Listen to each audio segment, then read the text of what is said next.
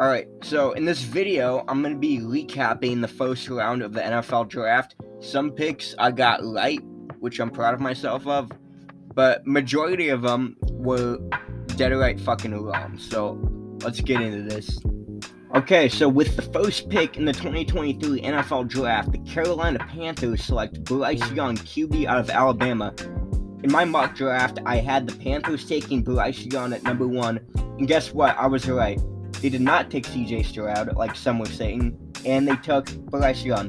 So, I think the Panthers are getting a really good QB, and hopefully he could be their next franchise QB since a guy named Cam Newton. So, Panthers fans should be happy, but as a Bears fan, I'm even more happy with the trade compensation from trading the number 1 pick. Now at number 2, the Houston Texans take CJ Stroud, QB out of Ohio State. I had Stroud going here at 2 originally. Stroud was the second best QB in the draft. Texans needed a QB. Young was off the board, and Stroud was the second best QB there. So I think it was a solid pick for them. But I think the real story here for the Texans is that the Houston fucking Texans also traded with the Cardinals for the 3rd pick in the draft, and they selected Will Anderson Jr., the edge rusher from Alabama. All I can say is unbelievable. They selected Will Anderson Jr. I think the Texans won the draft, like at least the first round, because they not only got a potential franchise QB, but they got a generational talent in Will Anderson. The Indianapolis Colts here at 4 select QB Anthony Richardson out of Florida. Now, this will be the last time in the draft where I will get anything correct. That's how good I am at predicting this shit. But anyway, the Colts are getting a very athletic guy, obviously, as their quarterback. We've heard it before. Richardson is very athletic, but right now it's hard to say if he will be successful in the NFL. He's very raw. I didn't know this before. He's only had 13 starts in college. I knew beforehand he didn't start that many games, but I didn't know it was only 13. Now, as a Bears fan, the QB before Fields that we drafted was Mitchell Trubisky, who also only started 13 games in college. So, I don't know, Colts fans. Hopefully he works out for you. Seahawks with the 5th pick select Devon Witherspoon, corner out of Illinois. I had Witherspoon going a pick later to the Lions in my mock draft. However, Witherspoon ended up going here to Seattle at 5. I was a little bit surprised when they went with Devon Witherspoon, because corner is not their biggest need. They needed like an offensive lineman or a defensive lineman, but with the character concerns around Jalen Carter, I understand the Seahawks going with Witherspoon. So hopefully it works out for them. I think he'll pair nicely next to Tariq Woolen next year. With the 6th pick in the draft, the Cardinals take Paris Johnson Jr. out of Ohio State. I think this was a good pick for the Cards. They needed to provide Kyler Murray with offensive line help. Johnson was one of the best linemen in this year's draft. Solid pick for the Cardinals. Yes, they did miss on Will Anderson and other defensive guys. That Cardinals defense is absolute dog shit, but if Johnson works out, you have yourself a franchise tackle. The Las Vegas Raiders, I originally had them taking Will Levis. However, they went with Tyree Wilson, edge from Texas Tech. Honestly, this is probably better for the Raiders, taking a defender over an offensive player. The Raiders have been struggling on that side of the ball for years now, and I think bringing in a guy like Wilson could potentially turn that around. Will he be a Khalil Mack type for them? No, I don't think so. Will he contribute to the defense? Without a doubt. Tyree Wilson and the Raiders, baby. Raider Nation. At number 8, the Falcons take Bijan Robinson, running back from Texas. Now, this pick kind of shocked me. I know Bijan was good, but with the current stigma that running backs shouldn't be drafted too high, I never expected him to go in the top 10. I think the Falcons had bigger needs. They have guys like Tyler Algier, or however you say it, and Cordero Patterson running the ball for them. And they both haven't been bad players. I think TA had like 1,000 yards last year, but But, people are saying Bijan is a generational talent, and they're comparing him to Saquon Barkley. I would imagine he'd be a top back in the league. I just hope to God Atlanta, he doesn't become the next Trent Richardson. Now, with the number 9 pick, the Eagles take Jalen Carter. Wait. That can't be right. Hang on a sec. Wait. No, it's correct. The Eagles, who made the fucking Super Bowl last year, take Jalen Carter, defensive tackle out of Georgia. Now, if Jalen Carter's character concerns doesn't contribute to anything on or off the field, the Eagles gotta steal. This whole thing reminds me of the Laramie Tunsil situation, like 6 or 7 drafts ago. I think it was like 2016. But like, Tunsil ended up falling due to like a video being leaked of him smoking pot. And, except in this case, it was lying to law enforcement and fleeing the scene of an accident. Now let's see how this shapes out. Okay, my Chicago Bears at number 10 overall select Darnell Wright, offensive tackle out of Tennessee. Now, originally, I really wanted the Bears to take Skoronski. However, I'm not going to complain because we did get protection for Fields. And Skoronski is more of a guard anyway. I know some fans are pissed we passed on Carter. Again, Carter was a risk, and apparently he showed up to the combine out of shape. Enough about Jalen Carter. I've talked about him enough. Darnell Wright is going to be a good player for us. Now, let's just hope he could be our franchise tackle. I just want to see this team win. That's all. That's all. I just want to see my Bears win. It's been a while, okay? Number 11 overall, the Titans select Peter Skoronski, offensive lineman from Northwestern. Skoronski will definitely give Tennessee some offensive line help, either at guard or tackle, wherever he plays. Hopefully, Darnell Wright will turn out to be better, please God. But watching the draft live after Atlanta and Vegas passed on Levis, I thought he would go here, to be honest, but they took Skoronski. But then Levis fell all the way to the second round, and that's when they drafted him. So Skoronski will most likely protect Tannehill until he gets hurt again, just a guess. And then he'll protect Levis. Here at number 12, the Lions trade back from 6 and draft a running back. They took Jahmyr Gibbs. Yeah, I am still confused by this pick. This was a reach, definitely. They drafted him to replace DeAndre Swift, I guess, who wasn't that bad last season, and they just signed David Montgomery. So, is Gibbs going to be the number 2 back behind Monty, or is Monty the number 2 back? I have no clue, but if I were the Lions, I would have picked Christian Gonzalez. I don't know. Maybe Jahmyr Gibbs is good at biting kneecaps. We'll see. The Green Bay Packers select Lucas Van Ness, edge from Iowa. I'm a little disappointed Van Ness didn't become a Patriot, but honestly, this is such a Packer pick. Why draft Jackson Smith-Njigba for your new QB Jordan Love when you could draft defense in the first round like you do every year? Well, except for that one season when you did draft offense and you took Jordan Love to be your QB when Aaron Rodgers was already your quarterback. So, we'll see if Van Ness could fit well into that defense. We'll see, Packers. With the 14th pick, the Pittsburgh Steelers selected Broderick Jones, tackle.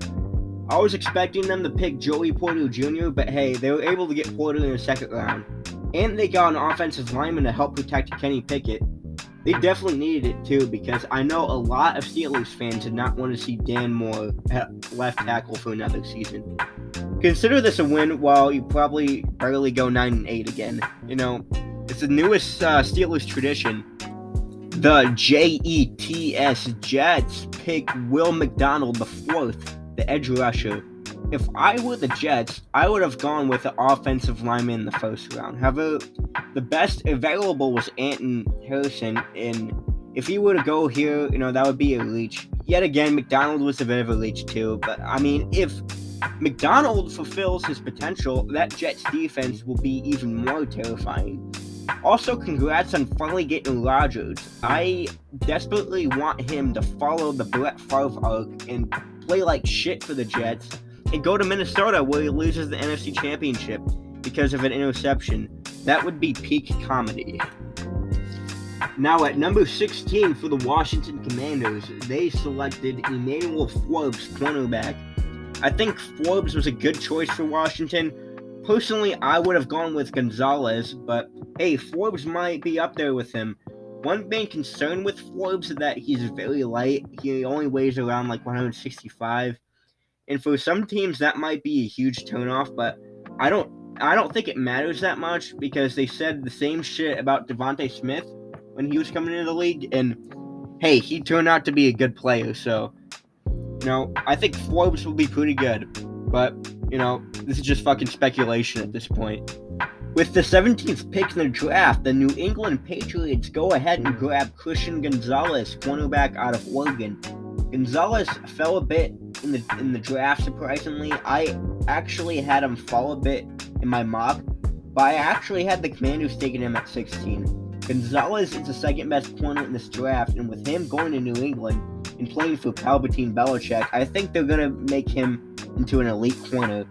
It happened with J.C. Jackson and Stephon Gilmore, so he's probably going to win, like, Defensive Player of the Year or something, and terrorize the the AFC. The Lions, with the 18th pick in the draft, selected Jack Campbell, the middle linebacker from Iowa. Again with the Lions, they reached again, but whatever. Campbell, he was mocked to go in like the second round, and he goes here at 18. I mean, this reach I don't mind as much as the last Lions reach, but the Lions they do need defensive help, like very badly. And one of those positions of need was linebacker, and Campbell was the best in the draft. It was a weak linebacker class, kind of, but Campbell, he has potential. And the same thing I said about Gibbs. Hopefully he's good at biting kneecaps. The Bucks of Tampa Bay, here at 19, take Kalijah Kancey, defensive tackle out of Pitt. I had Tampa Bay taking a defensive tackle in my mock. I actually had them taking Bresee, however, Kancey was still available. And, Kancey's better than Bresee, so obviously you take him here. They were also in need of offensive line help, and they did address that with Cody Mosh, I think that's how you say it, in the second round. So you can't knock them for taking the defensive tackle here in the first, over an offensive lineman. What you can knock them for, however, is not drafting a quarterback in the later rounds. Mayfield is inconsistent, and if Mayfield plays like Carolina Baker, like absolute dog shit, you could test out your rookie quarterback. I guess they could put Trask in there. It's Kyle Trask. Seattle Seahawks, again. Here at 20, this time they grab Jackson Smith-Njigba, wide receiver out of Ohio State. Packers fans punching air right now. The Seahawks didn't really need a receiver. They have DK Metcalf and Tyler Lockett, but JSN was available, and it's not like you're not going to take JSN. I think Seattle got an absolute steal here. He's going to be terrorizing the NFC West for years to come. The Los Angeles Chargers. I thought I'd be used to Los Angeles by now. To be fair, they're not really LA. The Chargers have like 5 fans. Forget about it. The Chargers take Quentin Johnston, wide receiver. Now, this is a good move by the Chargers.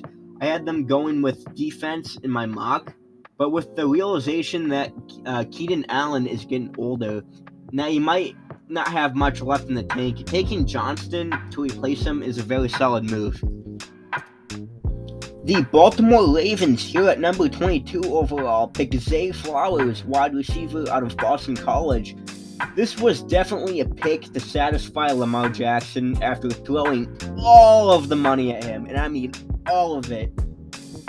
Flowers will hopefully solve the Ravens' wide receiver problems. Marquise Brown, I think that's how you say it, was traded to Arizona last season, and not like this last season, like the season before that. No, wait, when was he fucking traded? I don't know, but he didn't last long in Baltimore. They took Rashad Bateman last year in the draft. he hasn't really impressed too much. All you can hope is that Flowers is an outlier. With the 23rd pick, the Minnesota Vikings take Jordan Addison, wide receiver out of USC. Addison, I think, would be good for Minnesota, and I mean pretty damn good. He look at his college highlights. He's pretty damn good. And after letting Thielen go, the Vikings' number 2 receiver spot was empty.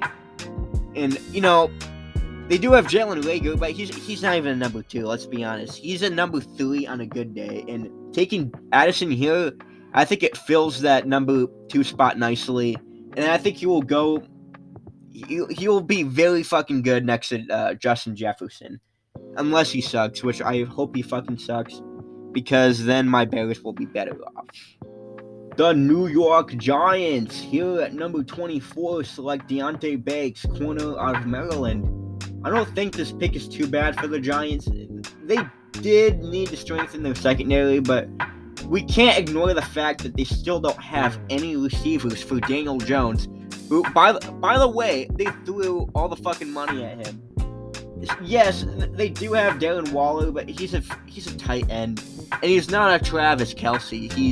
He's good, but he's not gonna be like fucking out there like running like a 4-4 and like catching all these fucking ridiculous passes.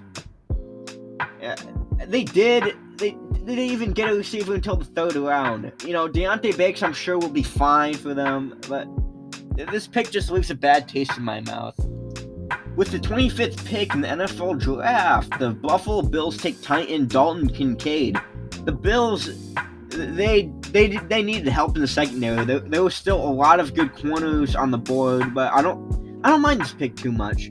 I mean, Kincaid was pretty productive in his time with Utah, and it's not a bad idea getting Josh Allen his own Travis Kelce, considering Kelce has owned the fucking Bills for the last 2 or 3 years.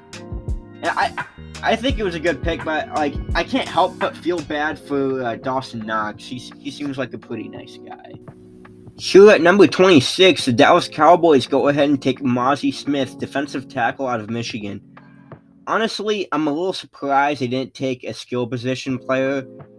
I bet Jerry Jones' son had to convince Jerry that they didn't need to draft another receiver in the 1st round. I bet that was very difficult for Jerry. But anyway, Mazi Smith will help out that already elite Cowboys defense, and especially help against the run. And maybe his production will get the Cowboys past the divisional round next year. But I mean, that'll be a tough task.